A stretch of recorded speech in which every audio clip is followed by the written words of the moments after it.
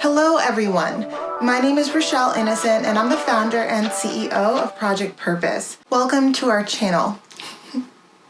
Our community is focused on fostering the intellectual and character development in children. We do this through our parent-child workshops that are focused on 4 themes: autonomy, self-efficacy, compassion, and self-concept, in order to cultivate grit, perseverance, and resilience in each child. And we are so thrilled to be offering one of the first of its kind, digital, virtual, and continuous learning environments, enabling parents and children to connect from all around the world. At Project Purpose, our overarching mandate is to renew and rebuild family, community, and relationships. Our different social media platforms provide us with an opportunity to have discussions on all topics that relate to family, community, and relationships with ourselves as well as with others, with a primary focus on mental health and education. More precisely, the ways that the institutions of mental health and education play a role and have played a role in our societies at large. These discussions and debates provide us with an opportunity to think critically about what needs to change within these structures for us to live up to our bold slogan: support, protect, and empower each child through youth-focused development, better known as leadership in juvenescence. We recognize that in valuing our children's leadership potential, this also translates as recreating and co-creating environments, both socially and politically, that will enable our children to thrive. For those of you who are particularly keen on this topic, we also write thought pieces every other Sunday, and we have one scheduled to drop this upcoming Sunday. So be sure to meander over to the website and check out our online content. If it is the case that you're looking for a listening alternative, well, we're available on 10 different podcast platforms for your listening leisure, and we've provided you with access to the links in the description down below. Now, as is the convention, be sure to subscribe, hit that post notification bell so that you are aware of every time we post. And of course,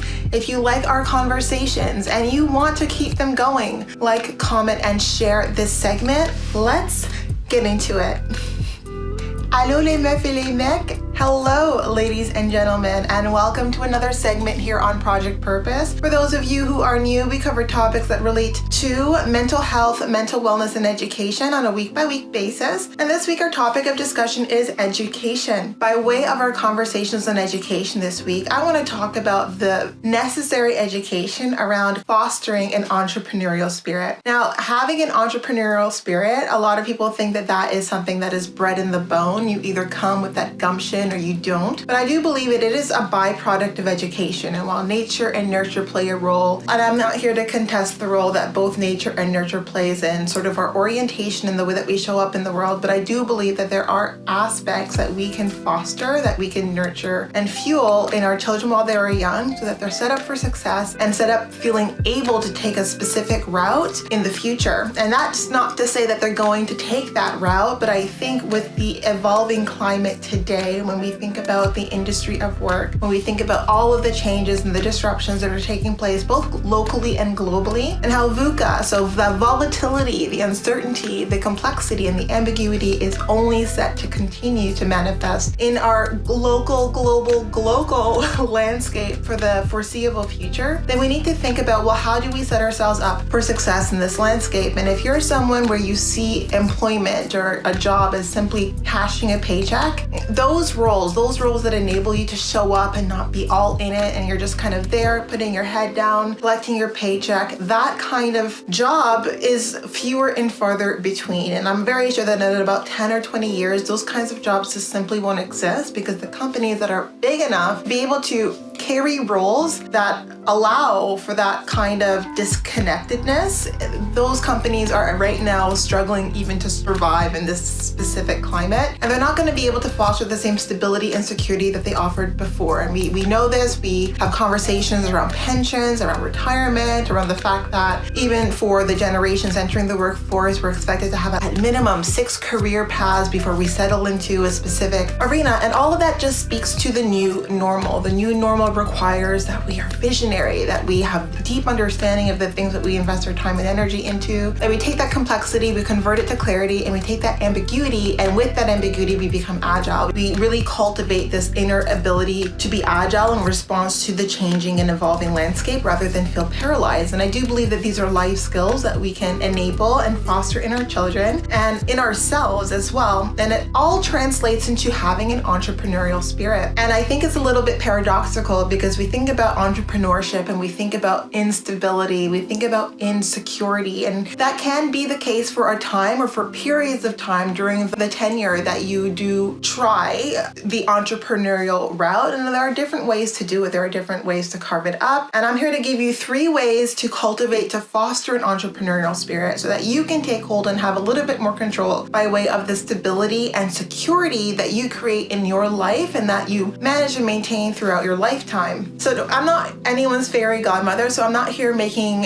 hard and fast promises about what entrepreneurship will bring, but I do believe that rather than put all of our eggs in one basket by way of our career or depending on an external entity to feed us, to clothe us, to take care of us, even if that's just, your employer, I think we owe it to ourselves to own some of that and to create some of that for ourselves, at least if nothing else, to develop the insight that we have the ability to create a certain degree of stability for ourselves, to create a certain sense of security for ourselves. So we're not always feeling anxious about, what might happen at the next layoff or the next restructuring or reorganization. We can think to ourselves, even if these things were to happen, I have a contingency because I've been able to cultivate a bit of an entrepreneurial spirit. And with that entrepreneurial spirit, I've been able to create a little bit of a cushion for myself by way of the income that I've been able to generate outside of my main dominant source of income. And I do believe that that is going to be the new normal. And that will be the differentiating factor between the people who are stuck in a place of survival and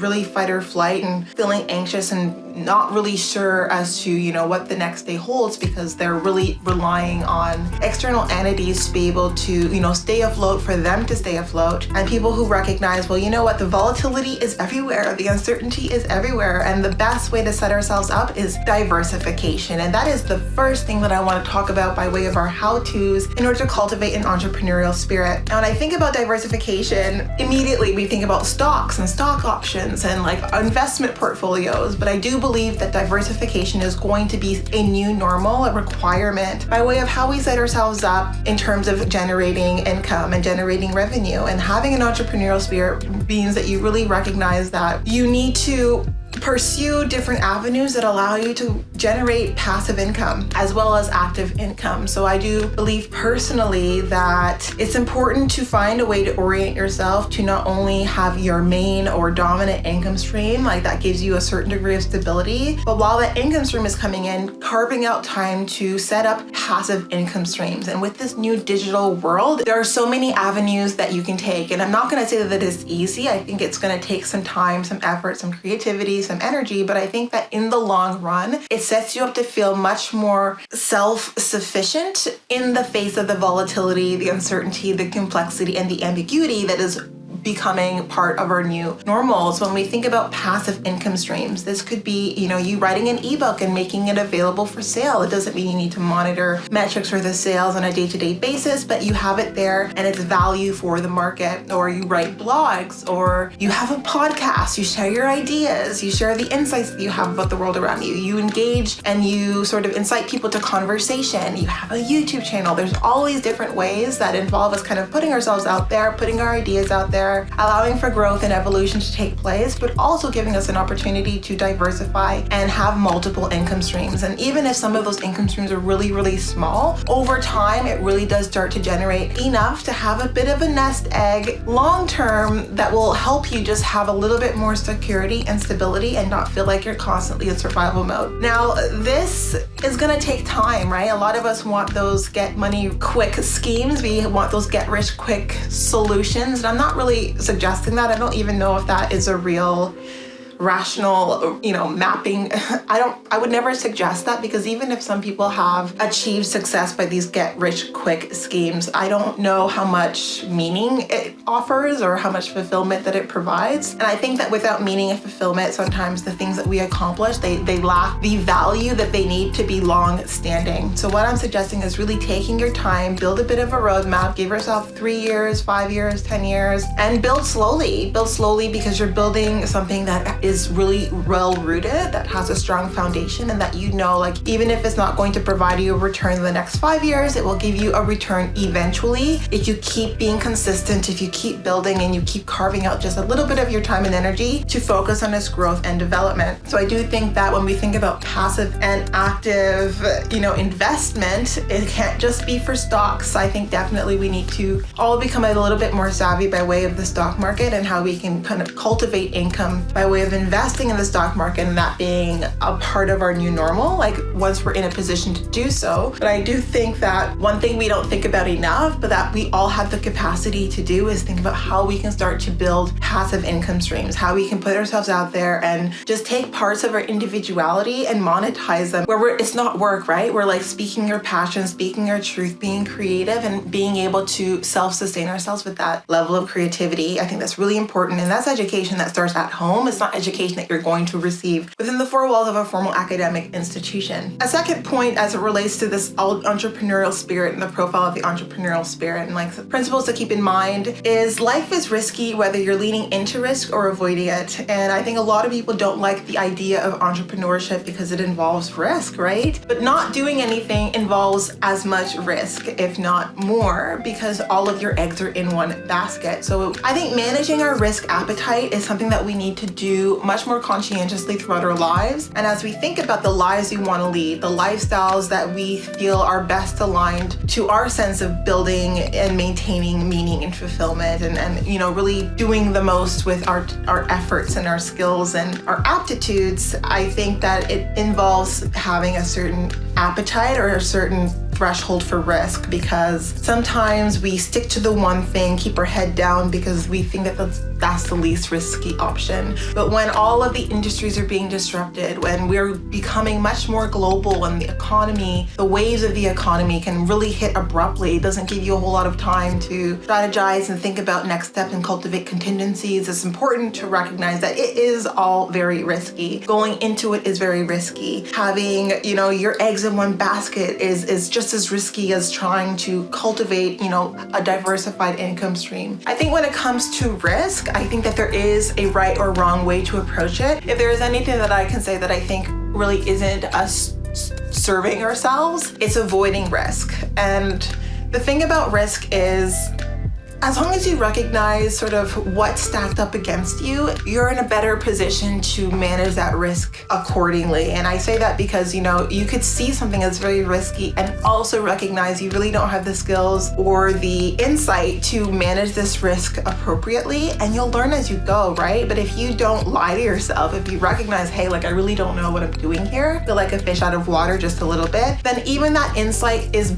equipping you to handle that risk a lot more better than if you were stepping blindly into the unknown, with this false sense of confidence that's really going to hurt you long term. But I do think that when we all think about risk, we think about risk in a way, well, how can I, develop the acumen, develop the skill set, develop the emotional sort of threshold to handle more risk than at least what I'm dealing with right now? How can I just increase my risk appetite, increase my risk threshold so that I can be nimble and much more responsive by way of the ebbs and flows of the given time, right? The ebbs and flows of geopolitics, of sociopolitics, of industries coming and going. All of these different things play into our lives, our day-to-day lives. So even if you don't really like to think about the collective landscape, whether that's your collective within your country or how that country is sort of managing dynamics with other countries, all of these different things, these conversations will play into our lives at some point. And we need to think about, by by way of like solutions and alternatives, like what our risk appetite is and how we can increase that risk appetite just a little bit so that we can set ourselves up for success. And the last point that I do believe builds and fuels an entrepreneurial spirit is redefining our definition of failure. And we need to recognize that when it comes to risky environments where we're kind of operating blindly, though we're recognizing that we're blind, but we're learning as we go, we need to start to really value failure as progress, because failure is information, and information at all times is valuable, and it gives us enough insight to reposition and repivot ourselves for the ultimate success. And I think that if we all start to lean into failure, recognize that the risk in failing is a good risk, it's a healthy risk that we all should, lean into, then we are all setting ourselves up to progress in the 1,000,001 ways that it is defined by our own definitions. And I do believe that failure is progress. I failed so much in my life, and I'm so proud of all of my failures, because all of my failures have really helped me to bloom, helped me to blossom, helped me to see the world from so many different vantage points that I wouldn't have had access to had I not taken that risk and failed. And even like the responses that you have, the way that the environment sort of responds to you as you're kind of picking yourself up from that failure, it's just such valuable information, and it's much more enriching, even if it's,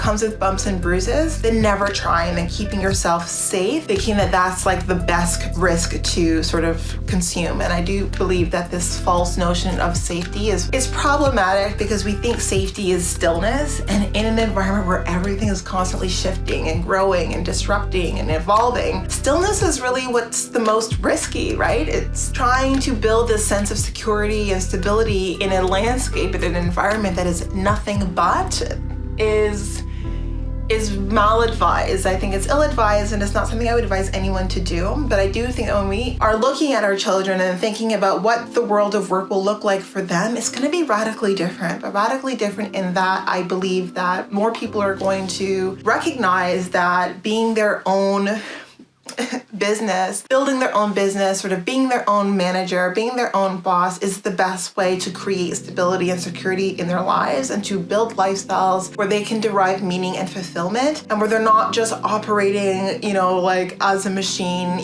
doing these standardized business hours. They can create their own business hours. Like, there's so much that we take as the rubric, like this is the normal, this is the way, we work. These are the paths that are carved out for each and every one of us. These milestones are so cookie cutter. And I think that with the disruption that's taking place, it's less cookie cutter. And I think that is actually to each of our benefits, but only if we start to activate the skills that are required when you're not really having a template that you can follow that helps you feel like if you're taking certain steps, it's going to allow you a certain degree of success. I don't think that template is going to exist in 20 years. I think that the roadmap for education and how education creates stability and security, that's already been kind of kiboshed, to be honest with you, right? Education isn't necessarily a guarantee of job security. It's not necessarily a guarantee of income security either. Like, there's a lot more now that we're going to need to rely on by way of our creativity, by way of our own innovation, our own capacity to use the skills that we've garnished, use the experience that we've garnished in order to build a life for ourselves without necessarily feeling like if we're not attached to a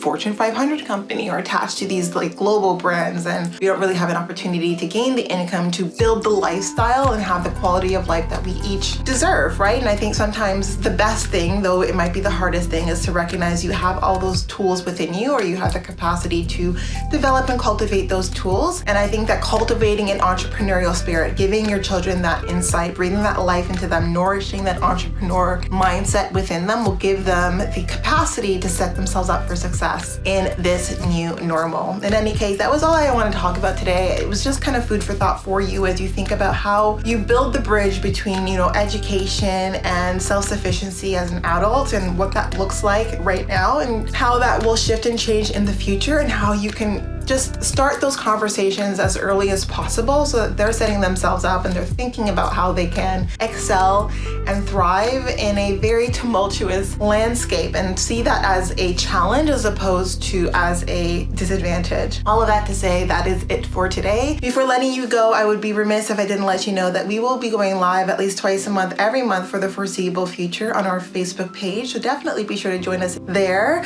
These events are paid events. That said, they are facilitated in a way that enables you to cultivate the life skills and the critical thinking to derive more meaning and fulfillment in your life. So be sure to join in. And if you do see yourself participating in our Game Changer community on an ongoing basis, then I suggest you purchase one of our package plans. And with our package plans, you have unlimited access to our live events, not to mention workshops and webinars that largely focus on self-mastery over and above those live events. So if that appeals to you, definitely check out the links that I've provided on the screen. Join our website, definitely subscribe to all of our social media platforms, and I look forward to chatting with you soon.